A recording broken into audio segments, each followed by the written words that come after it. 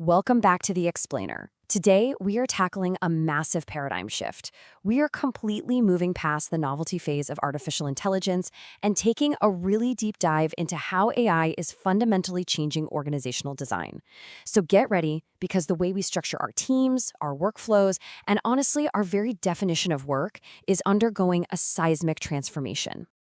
If you really think about it, the chatbot era, that phase where we just asked a digital assistant to write a quick email or summarize a report, is ending. It was a great productivity tool, sure, but it was really just a tool. The big question now is what comes next when AI stops being just a handy sidekick and actually becomes the core operating system of your business. Okay, let's dive right into this.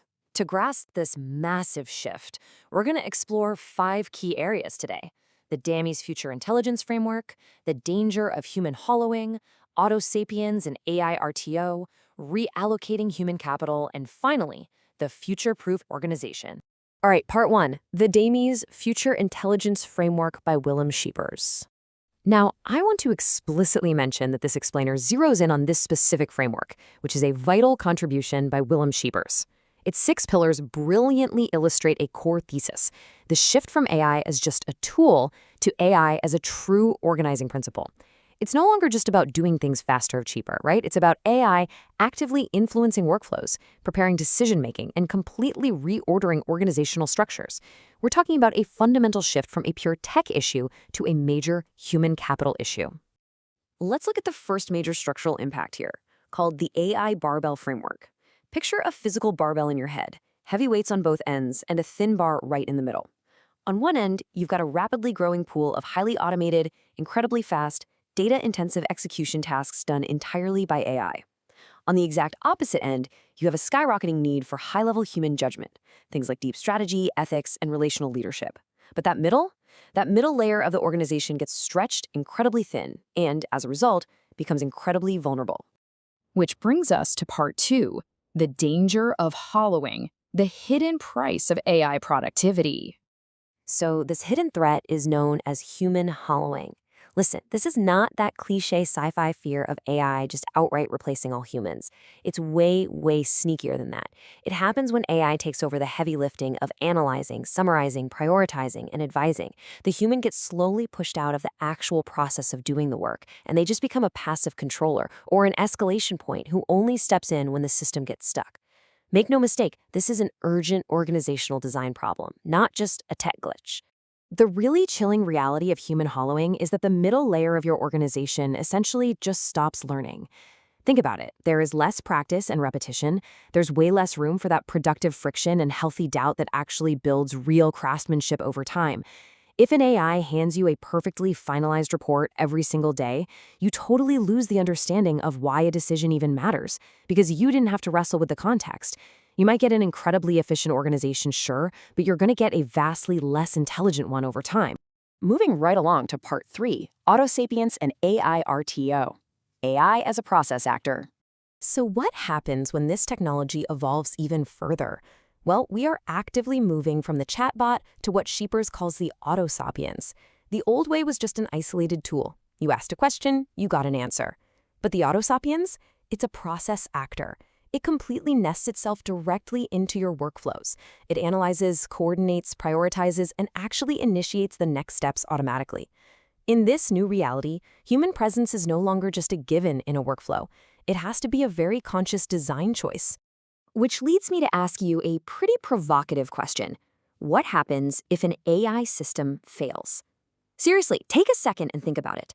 If it sets the wrong priorities, gives totally incorrect advice, or creates dependencies that nobody even understands anymore, what exactly happens to your business?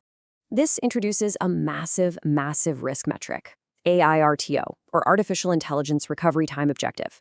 If an organization has suffered from that human hollowing we just talked about, it might be able to scale up incredibly fast when the AI is working perfectly. But if that Autosapiens system breaks down and all your humans have been relegated to passive controllers who no longer truly understand the core processes, your recovery time is going to be agonizingly slow.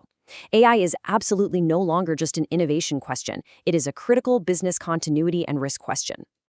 All right, part 4, reallocating human capital, the HCFA solution. So, how do we solve this? How do leaders take back control? Well, the crucial starting point is the Human Capital Allocation Framework, or HCAF.